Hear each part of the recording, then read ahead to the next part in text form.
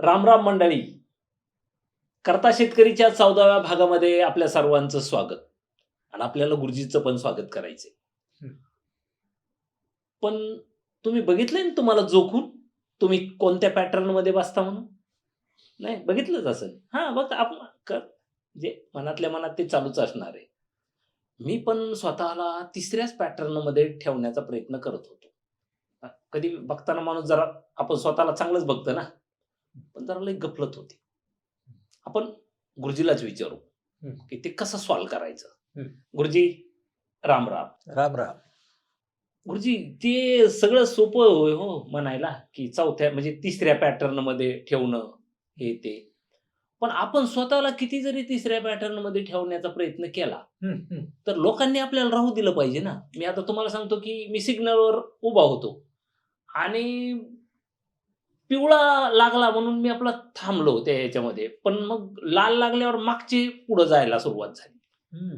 मी म्हणलं आपल्या थांबण्याचा काय उपयोग आहे, की जर बाकीचे ॲडजस्टच होत नसतील तर. हं. तर हे असं जरासं म्हणजे लोकं आपल्याला त्या ट्रॅकवर राहूनच देत नाहीत बाकीचे. हं. हं, मग ह्याच्यातलं ना, सगळ्यात त्रासदायक कोण? हं, हं, हं. बघा, हो, तर काही जणांसाठी ना, हं, म्हणजे आपण 3 वरती आहोत हो, असं हो, गृहीत धरू आपण.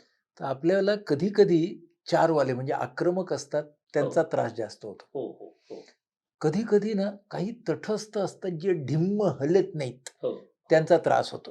हो, आणि कधी-कधी जे अगदीच मिळमिळीत आणि मुळमुळीत असतात, हां, हो, फारच सबमिसिव्ह असतात, त्यांचा त्रास होतो. हो, हो, म्हणजे त्रास होतो, हे खरं आहे. हो, हं. हो. पण आता जर आपल्याला त्यांच्या सोबत काम करायचंय, बरोबर, प्रसंगी त्यांच्याकडून काम करवून घ्यायचंय, बरोबर. हं, तर आपल्याला आणि आपल्याला 3 वर राहायचंय बरं का. हो, हो, हो, हां, 4 वाले आपल्याला खेचून घेतील. हो, म्हणजे इतके आक्रमक होतील, हो, हो, की ते हो, बघतील, की आता कधी आक्रमक होतोय. हो, हो, हं, हो, बरोबर. 2 वाले असतील ते आपल्याला जास्त भिडस्त करतील. म्हणजे हो, ते हो, हो. आपल्याला असं दाखवतील, की "अरे बापरे! इतकं भयानक आहे. हो, कशाला नादी लागायचं, कशाला राहू दे. नादी लागायचं, बसूया." हो, हं. हो, आणि तटस्थ जे असतील त्यांना काहीच देणं-घेणं नाही. हो, हो, हं. हो, त्यामुळे आपण रागवू त्यांच्यावरती, आपणच 4 वर जाऊ हो, आणि मग हो, त्यांचा नाद सोडून देऊ. हो, हं. हो, तर ह्या सगळ्यांच्या बरोबर आपल्याला राहून काम करायचंय. मग ते कुटुंबात असो, कामाच्या जागी असो किंवा समाजात असो. हं. बरं गुरुजी, मध्ये हां. मी ब्रेक करतो आणि मला एक उदाहरण जे आठवलंय हं. त्याच्यावरून सांगतो. विचारतो तुम्हाला, की मी आता मुंबईत इथले लोकल पाहिले. हं. लोकलच्या गर्दीमध्ये लोकल थांबल्यानंतर जे लोकं आतमध्ये चढतात, हं. हं. तर ते कोणत्या ट्रॅकवर असतील हो? कारण मला वर चढायची गरजच नाही पडली. मी नुसता मध्ये उभा होतो, तर मी ऑटोमॅटिक आतमध्ये गेलो. हां. तर हे तस कुठल्या ह्याच्यावर असतील? तसंच हं. बाहेर पडतानाही झालं असेल. बाहेर पडताना पण झालं. हो, बरोबर. हो. दोन्ही ऑटोमॅटिक हो, होतं. हो, हो. हं. आता जेव्हा ऑटोमॅटिक होतं ना, हं, हं, हं, तेव्हा इथे सगळेजण हं, लोकलच्या गर्दीमध्ये असताना हं, हं. हे आक्रमक असतात. अच्छा. हां, हं. हां, का हां. असतात ते सांगतो, की मुंबईच्या गर्दीमध्ये हं. लोकलमध्ये जाणं किंवा लोकलमधून बाहेर बाहेर. येणं हो, हो. हे जीवशास्त्रीय काम आहे. हे हां. बायोलॉजिकल काम आहे. हं, हं, तिकडे हं, तुम्ही आक्रमकपणा हं. दाखवलाच पाहिजे. हो, हो, हो, हं. हो, हो. असं प्रत्येकजण ठरवतो. हो, हो. म्हणून कसं असतं माहिती आहे, हं, हं. ती लोकल जेव्हा प्लॅटफॉर्मच्या एका टोकाशी दिसते, हो, हो. तेव्हा मंडळी हातातल्या छत्र्या, बॅगा हो, हो. असे धरतात, आणि ते की आत संचरतं सगळं. जणू काही ती शस्त्र आहेत. हो, हो. हं. आणि मग ते सगळे जण आक्रमण हं. म्हणून जातात. हो, हं. हो. तर ह्या सगळ्याच्या मध्ये त्यांचा आक्रमकतेचा जो बिलीफ आहे ना, हं, हं, तो हं. कसा तयार होतो, हं, हं. की असं केल्याशिवाय हं. मला आत जाताच येणार नाही. येणार नाही. बरोबर. असं केल्याशिवाय मला ही लोकल पकडताच येणार येणार नाही. नाही. हं. बरोबर. आणि लोकलनं प्रवास करणारा प्रत्येक जण सांगेल, हं, हं, हं, की सगळ्यांचं उतरून होतं, सगळ्यांचं चढून होतं हं. आणि नंतर 2-3 सेकंदांनी गाडी चालू होते. हो, हो, हो, हो, हो. हं. बरोबर आहे. हो. ह्याचा अर्थ असा, हं. की ही सगळी प्रक्रिया झाल्यानंतर सुद्धा 2-3 श्वासांचा वेळ उरतो. उरतो. हो, हो, हं. हो, हो. पण हा 2-3 श्वासांचा वेळ कोणीच लक्षात घेत नाही. हं, हं. म्हणून सगळेच जण एकाच वेळी रिएक्शनला जातात एसी ट्रॅकवर. हं, हं, हं, हं. एसी ट्रॅकवर. बरोबर. करेक्ट. हो. त्याच्यामध्ये तुझ्यासारखा एखादा एबीसी ट्रॅकवाला सुद्धा झूम ऑटोमॅटिक. हो, हो, हो. करून आत जातो आणि तेवढ्यात झूम करून बाहेर हो, येतो. हो, हो. हं. हो. पण ह्याच्यामध्ये महत्वाची गोष्ट काय आहे, हं, की ह्या व्यक्तीचा किंवा समूहाचा हं, हं, जर हं. आपल्याला बिलीफ बदलता आला हो, हो. आणि तशी व्यवस्था तयार करता निर्माण आली, करता आली. बरोबर. तशी व्यवस्था निर्माण करणं हे सुद्धा फार महत्वाचं आहे. कारण व्यवस्था आणि आपला सेल्फ टॉक किंवा आपले बिलीफ हो. हे ना खूप एक दुसऱ्याशी मिळून गेलेले असतात. हं, हं, तर मुद्दा काय आहे, की आपल्याला आता हे भान आलं पाहिजे, की माझ्या समोर असलेलं उद्दिष्ट हे काय आहे? ते बायोलॉजिकल आहे का? नाही. ते तर सायकोसोशल आहे, मनोसामाजिक आहे. हं, हं, आता तुझ्या असं लक्षात येईल, हं. की ज्यावेळेला आपलं मन हं. समोरची घटना किंवा समोरचं आव्हान हे आहे मनोसामाजिक, हो. पण त्याला बायोलॉजिकल मानून जातं, हं. तेव्हा आपण एकतर आक्रमक बनतो हो. किंवा इतके घाबरतो, हं. हं, की आपण 2 वर जाऊन सबमिसिव्ह बनतो हो. किंवा इतके तटस्थ होतो, की आता काय व्हायचं ते होऊ दे म्हणतो. हो. म्हणजे हे जे 3 ट्रॅक्स आहेत ना, आपल्या सेल्फ बिलीफचे, हे खरं म्हणजे रिएक्शन्स आहेत. बरोबर. त्या त्या ऑटोमॅटिक हार्डवेअरचा भाग आहे. हो, हो, हो.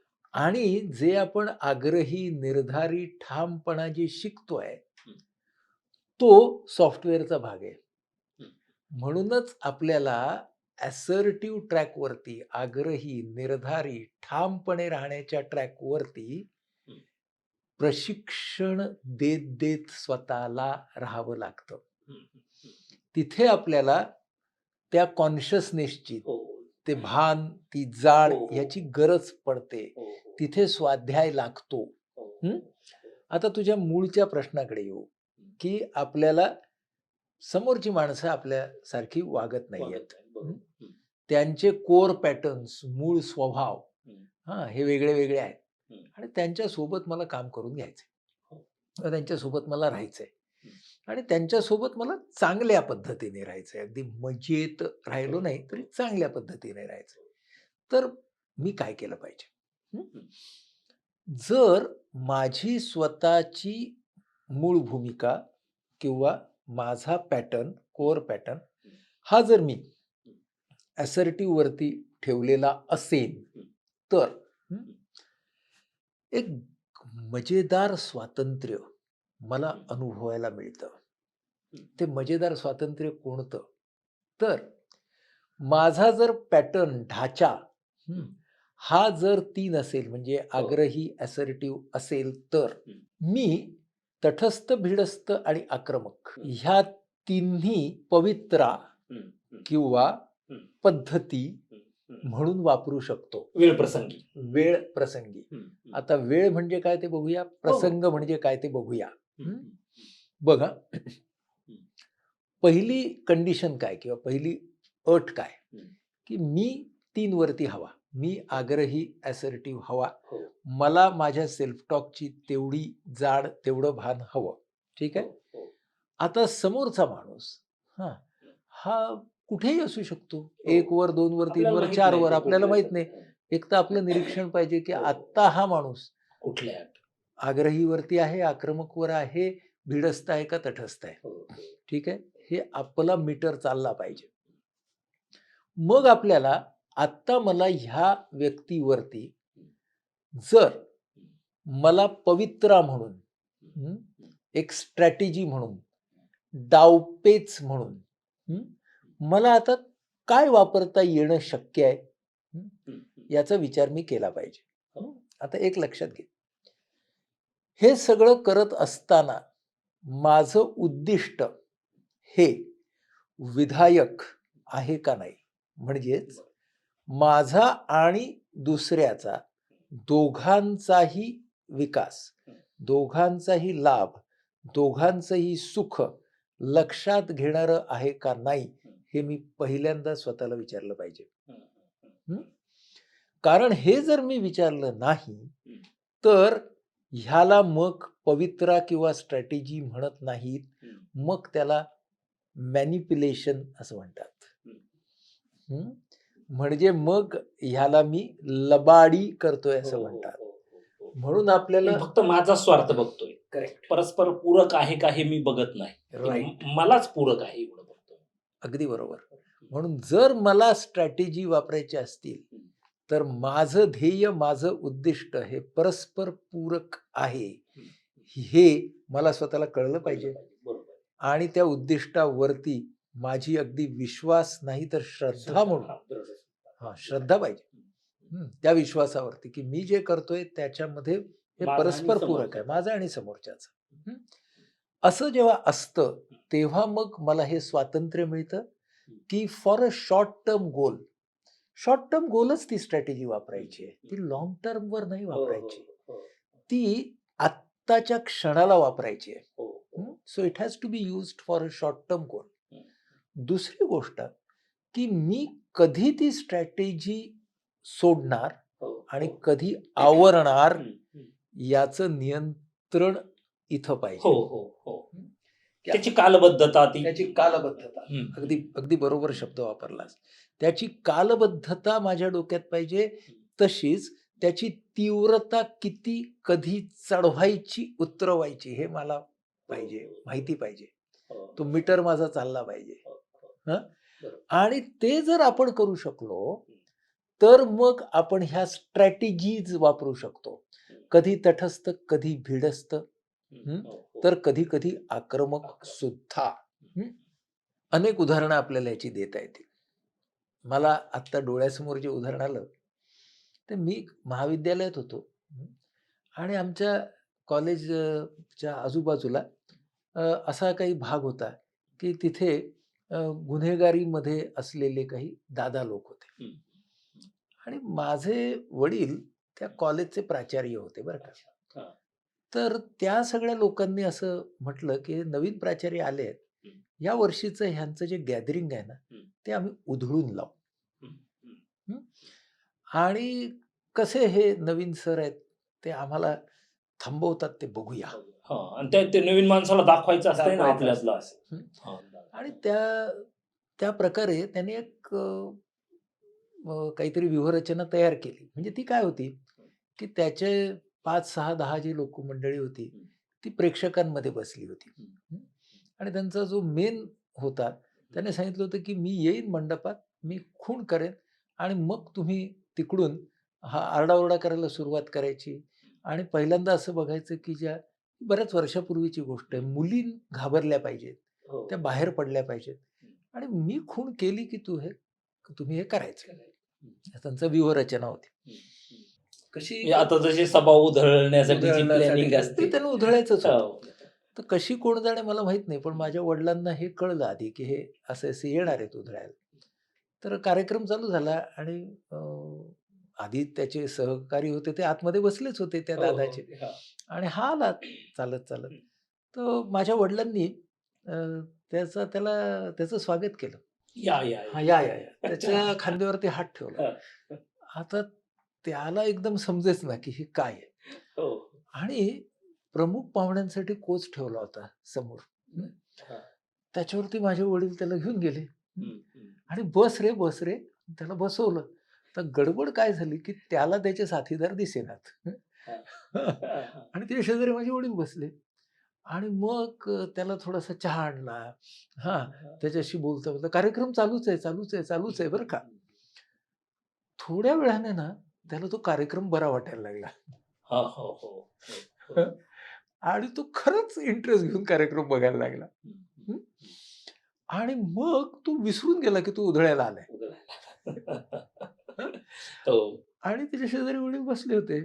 मग वडील त्याला म्हणाले की तू बघणार आहेस का, तुला जायचंय? तो म्हणाला नाही मी बघतो. मग ते म्हणाले मी जरा जाऊन येऊ. इथे आतमध्ये तो म्हणला, "हो सर तुम्ही जा." गंमत अशी झाली, की तो तिकडे बसलेला. हो. माझे वडील तिथून उठले. आता वडील तिथे उठले आणि हा बसलेला म्हणाल्यावरती त्याचे जे 10 सहकारी होते ना, त्यांनी काढता पाय घेतला. अरे आत बसलाय. हो, आपल्याला काय? आज बसलाय. हां, हां. आणि काहीच झालं नाही. हं. आणि मग त्याने बघितल्यावरती नंतर थोड्या वेळाने तो उठला आणि आला.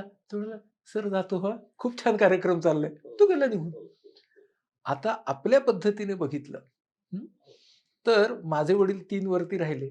आग्रही, हो, निर्धारी. हो, हो, त्यांना त्यांचं ध्येय माहिती होतं, हो, की आपल्याला हे उधळून द्यायचं नाहीये. हां, हां. पण त्यांनी पहिल्यांदा हो, सबमिसिव्ह म्हणजे भिडस्त ही स्ट्रॅटेजी वापरली बघ. वापरली आणि तो 4 वरला. हळू-हळू, हळू-हळू हो, 3 वर आला. 3 वर आला. हं. हो, हो. आणि त्याला इतका आदरही दाखवला. हो, हो, हं. हो. बरोबर. तो आदर दाखवताना असंही पाहिलं नाही, की आपण 2 वर गेलो. हो, बरोबर आहे. हो, थोडं करेक्ट. पण हो. तो 2 चा टच दिला. टच दिला. हां, हां. म्हणजे तो फ्लेवर तो. फ्लेवर दिला 2 चा आणि हां. असा फ्लेवर आपल्याला आपण 3 वरती असलो, की देता येतं. हो, हो, हो. नंतर माझ्या वडिलांनी काय केलं, की तिथं तो त्याला बसवला हं. आणि तुला मी खूपच महत्त्व देतोय, हं. असं न दाखवता स्ट्रॅटेजी कुठली वापरली? तटस्थ. हो, हो, हो. हां, ते की तू तिथून बस निघून आता. गेले. हां, तू बैस आता. तू हां, बस आता. हां. हं. हो, हो. आता ही स्ट्रॅटेजी वापरल्या 2 स्ट्रॅटेजी वापरल्या हो, त्यांनी. हो, हो, हं. हो.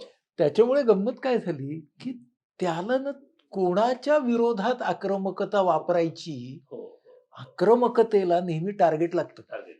बरोबर. हो, टार्गेटच तुम्ही जर काढून घेतलत हो, ना, हो, हो. कोणीतरी दुश्मन पाहिजे ना, तर ते आक्रमकता तर उपयोगी. दुश्मनच उरला हो, नाहीये. हो, हं. म्हणजे इथे माझ्या वडिलांनी स्ट्रॅटेजी वापरल्या बघ. हो. हं. बरोबर. आणि मग नंतरची गोष्ट अशी, की हळू तो अगदी वडिलांचा मित्र झाला. हो, हो. हां, त्याच्यातच परिवर्तन झालं. त्याच्यातच परिवर्तन हो. झालं. हं, हे परिवर्तन जर घडवून आणायचं असेल, हं, हं. तर आपल्याला अशा प्रकारच्या स्ट्रॅटेजी वापरायला हो, लागतात. आता कधी-कधी आपल्याला आक्रमकही व्हायला लागतं. हो. हं. म्हणजे माझा एखादा पेशंट असेल, जो माझा हं, व्यसनाधीनतेचा समजा मित्र आहे, की एखाद्याला दारूचं व्यसन आहे हं. आणि त्याची इच्छा नाहीये सोडायची. हो. पण त्याच्या घरचे लोकं त्याला घेऊन आलेत आणि हं, डॉक्टर म्हणून मी त्याच्यासमोर बसलो आहे. हं. हं. तर पहिल्यांदा मी त्याला ना 3 वरती राहून आग्रहीपणे त्याच्या भावना समजून घेऊन सगळं त्याला सांगतो, की "अरे बाबा, तुझं व्यसन फार पुढे गेलंय. तुला ना आता याच्यातून बाहेर पडायचं असेल तर नीटपणे उपचार घ्यायला पाहिजेत आणि मला असं दिसतंय, की तुझे हातपाय कापतायत. याचा अर्थ खूप पुढे गेलंय व्यसन. हो. तू ॲडमिट झालास तर फार बरं होईल रे राजा." असं मी सांगतोय त्याला आणि खूप सहवेदनेने सांगतोय. पण तो 4 वर आहे. हं. हां. तो ॲडमिट-बिडमिट नाही होणार. हो, हो. काय औषध द्यायचं असेल तर द्या. द्या. हां. हां. आता मला कळलं, की आता मला स्ट्रॅटेजी वापरायची आहे. हं. पुन्हा ही त्याच्याही भल्याची आहे. हं. मग मी त्याला पहिल्यांदा भिडस्तपणाला येतो मी. हं. 2 नंबरच्या स्ट्रॅटेजीला येतो आणि त्याला हं. म्हणतो, "डॉक्टर म्हणून नाही, भाऊ म्हणून ऐका माझं. हां. मी काय म्हणतोय दादा, 4-5 दिवसाचा प्रश्न आहे. हं. एवढं एक जर माझं ऐकलत का नाही? हं. हं. विनंती आहे बरं का. हं. हां. आता मी खाली आलो बघा. हं. हो. आता तो 4 वरच आहे बरं का अजून. तो हां. तो तिथंच हां. असणार. पण तो बायकोला काय म्हणतो माहिती आहे का? आता एवढे मोठे डॉक्टर जर बोलतायत आणि विनंती करतोय, तो ऐकायला पाहिजे. हो. हो. तू राहा 4 वर पण तू राहायला तयार झाला ना. हां. माझं साध्य, हां, माझं हां. उद्दिष्ट मला मिळालं. हं. बरोबर. म्हणजे कधी-कधी ह्याचा वापर होतो. कधी-कधी मी 1 वर जातो. तो म्हणतो, "मी नाही राहणार." तर मी म्हणतो, "हे घ्या कागद." असा पाठवतो. हं. काही इमोशन्स नाहीत. नाही. ह्याच्यापुढे जे होईल ना, त्याची सगळी जबाबदारी तुझी. हं. मला दिसतंय सगळे पेपर्स, तुझ्या तपासण्या, की तू जर आत्ता मी सांगतो तसे नाही घेतले उपचार, काही खरं नाही. पण तू बघ 6 महिने जर टिकला तर हां, आपल्याकडून लिहून घे. पण हे मी त्याला धमकीत नाही सांगत आहे. अच्छा. मी हां. त्याला कसं सांगतोय, "बघ बाबा, केलं. सांगण्याचं तुझ्या काम फायद्याचं आहे. तुझ्या तुला फायद्याचं. नाही आवडलं तर म्हणजे जाऊ दे, इथे आम्हाला मी काही नाही. तटस्थ झालो. हो. तर कधी कधी या तटस्थपणाचाही धक्का बसतो माणसाला. अरे बापरे, हे एवढं आहे का? हो. काहीतरी करायला पाहिजे. हो. मग कधी कधी तेही नाही चालत. हं. मग आपल्याला आता आक्रमक व्हायला पाहिजे. मी त्याला सांगतो, हे बघ, तू इथून आता घरी जाणार नाहीस. तुला मी ऍडमिट करणार आहे. मग तो म्हणतो, असे काय ऍडमिट करतात? म्हटलं, नाही, मी तुला इंजेक्शन देणार, तुला झोपवणार, मी पळून जाईन, तुला मी खाटेला बांधून ठेवणार. हो. हा, काय मुंगलाई आहे का? आपण पोलीस स्टेशनला जाऊया. चल, पोलिसांना इथे बोलू. तो वास कुणाच्या तोंडाला येतोय? बरोबर आहे. हो. आता त्याला खात्री पटते की हो. हे काय आपल्याला सोडणार नाहीत आता. हो. 8 दिवस राहणार नाही, एखाद 2 दिवस ठीक आहे. हा, मी लगेच स्ट्रॅटेजी मागे घेतो. ठीक आहे ना. मला काय हवंय? हो. तो आत्ता मला राहायला हवाय. माझं शॉर्ट टर्म गोल आहे ना ते. बरोबर. हं. तो आत्ता राहायला तयार झाला. मी माझी स्ट्रॅटेजी मागे घेतली. आता तुझ्या लक्षात येईल की मी जर 3 वर असलो, स्वतः आग्रहीवरती असलो, तर मी 1, 2 आणि 4 हे व्यवस्थितपणे अस्त्र हो. योग्य वेळी टाकू शकतो आणि योग्य योग्य वेळी मागे घेऊ मागे. शकतो. बरोबर. हं? ही जी गोष्ट आहे ना, ही नेतृत्वासाठी फार आवश्यक आहे. हो. त्याच्यात तुम्ही जे नेतृत्व गुणांमध्ये सांगितलं होतं, तर हं. हा तिसऱ्या कॅटेगरीतलाच माणूस नेतृत्व करू शकतो. कारण त्याला ना कोणत्या वेळी, कोणत्या ध्येयासाठी कसं वागायचं हं. आणि त्याच्यासाठी त्याचं आत्ताचं ध्येय, उद्दिष्ट, जे शॉर्ट टर्म गोल आहे ना, ते नेहमीच त्याच्या लाँग टर्म गोलशी लागलेलं असतं. हो. हं. हो. म्हणजेच काय, की त्या व्यक्तीला माहिती असतं कोणत्या वेळी कसं वागायचं. बरोबर. ज्या वेळेला जगामधल्या कोणत्याही क्षेत्रामधल्या एखाद्या प्रभावी नेतृत्वाचा आपण अभ्यास करतो हं. किंवा त्यांचं चरित्र, आत्मचरित्र वाचतो, हं. त्यावेळेला आपण हा अभ्यास करायला हवा, की ही सगळी मंडळी स्वतः स्टेबल 3 वर, म्हणजे आग्रही, निर्धारी, संयमी वागण्यावरती त्यांनी स्वतःला कसं आणलं, ठेवलं आणि त्याचबरोबर त्यांनी वेगवेगळ्या प्रसंगांमध्ये या स्ट्रॅटेजीज कशा वापरल्या. शिवाजी महाराज असतील. हं. तर शिवाजी महाराजांनी त्यांच्या संपूर्ण आयुष्यामध्ये, स्वराज्याच्या सगळ्या प्रवासामध्ये या सगळ्या स्ट्रॅटेजीज कधी कशा वापरल्या.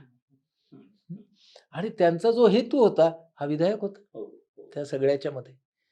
मग शिवाजी महाराज असतील, जे.आर.डी. टाटांसारखे उद्योगपती असतील, गांधीजी असतील, या सगळ्या लोकांनी या स्ट्रॅटेजीज कशा बरोबर. वापरल्या. म्हणून ते ग्रेट. हा, म्हणून ते ग्रेट. म्हणजे सर, मला एक प्रश्न पडला. म्हणजे तुम्ही हे जे सगळं सांगत असताना, की आपण ग्रेट माणसाची लिस्ट आणि ग्रेट माणसाचा हा वर्ग, म्हणजे हा वर्ग. ह्याचा हा वर्ग तुम्ही सांगताना, कधी-कधी आत्ताचे राजकारणी लोक हे काही निर्णय जनतेवर लादतात, म्हणजे घेतात आणि ते जनतेला आवडत नाही. खरं तर जनतेच्या रेट्यामुळं त्यांनी ते वापस घेणं गरजेचं असतं, निर्णय वापस घेणं. पण त्यांचा इगो हे होतो, म्हणजे तो दुखावतो आणि अपमान वाटायला लागतो, म्हणून ते तसेच निर्णय लादलेलेच ठेवतात.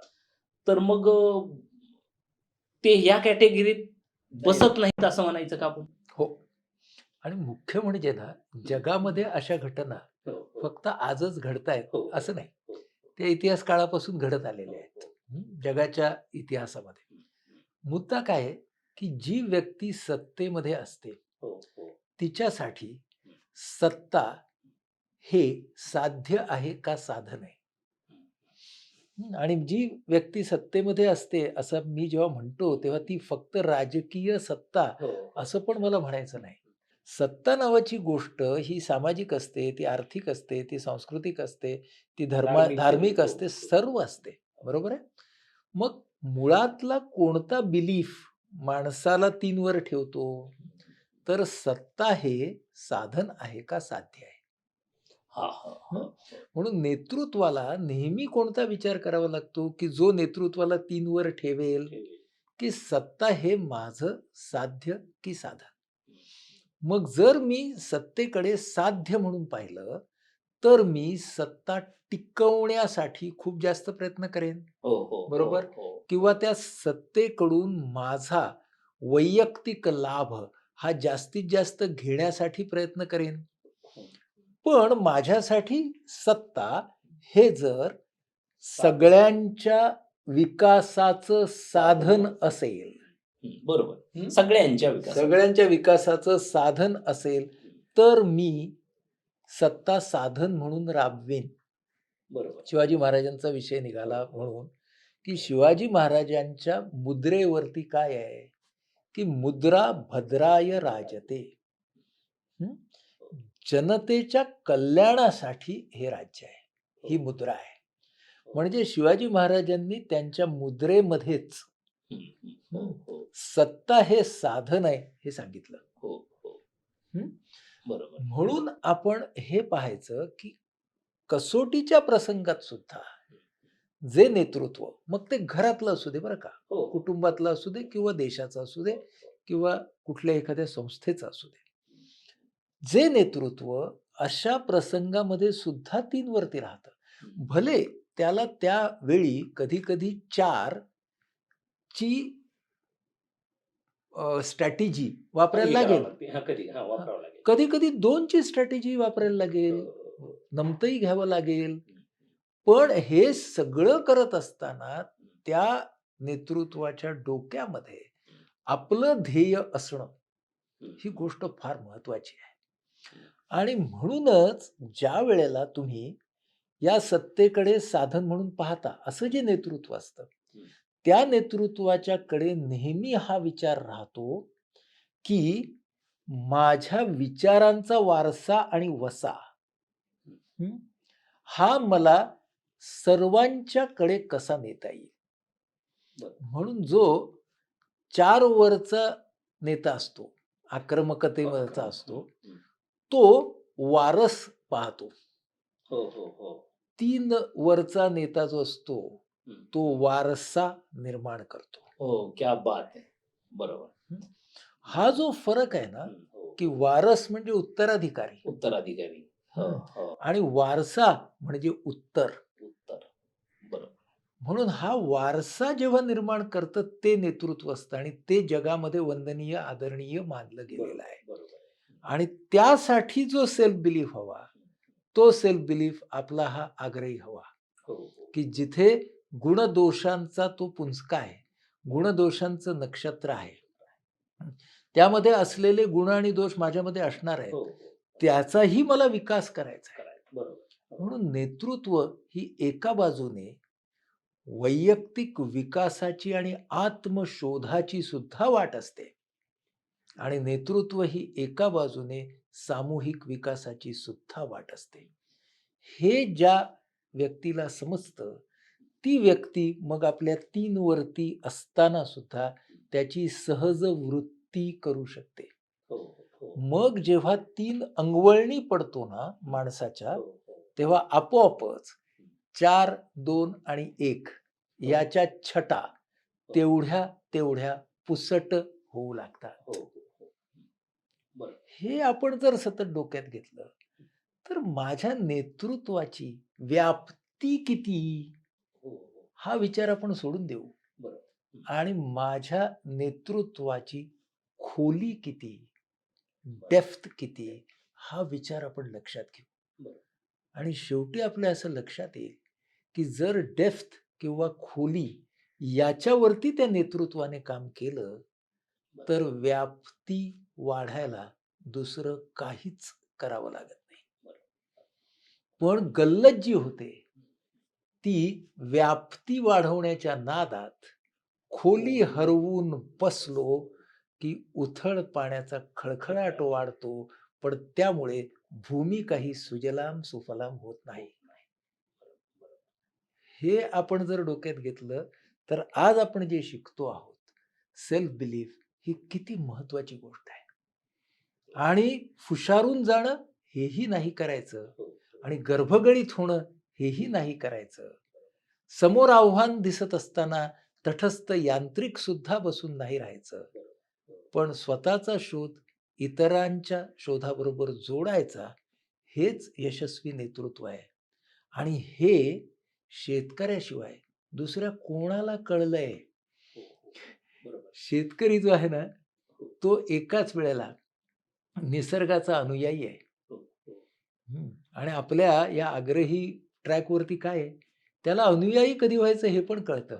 बरोबर. नम्र आणि कृतज्ञ कधी राहायचं हे पण हे- कळतं. त्यामुळे शेतकरी हा एकाच वेळेला निसर्गाचा अनुयायी राहू शकतो आणि समाजाला नेतृत्व देऊ शकतो. बरोबर. आणि असा जो वागेल तोच करता शेतकरी, नाही का? बरोबर. सर, खूपच चांगलं आणि म्हणजे आमच्या गरजेचं आम्हाला तुम्ही सांगितलेलं आहे. आणि खरं तर या गुणाची आपल्याला नितांत गरज आहे.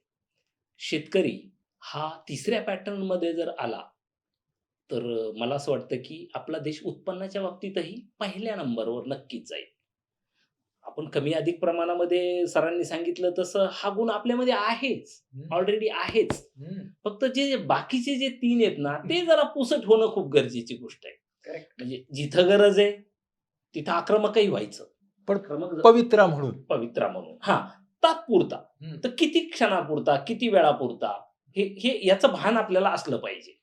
आपण लीनही राहिलं पाहिजे. जसं आपण निसर्गापुढे राहतो तसंही राहिलं पण, कारण निसर्ग काय आपल्या हातात नाही. त्याच्यामुळे आपण त्याच्या कलाकलाने घेतो ना. बरोबर आहे ना?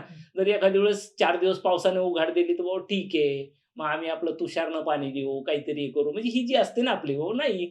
आपण काही त्याच्यावर हल्ला नाही चढवत निसर्गावर.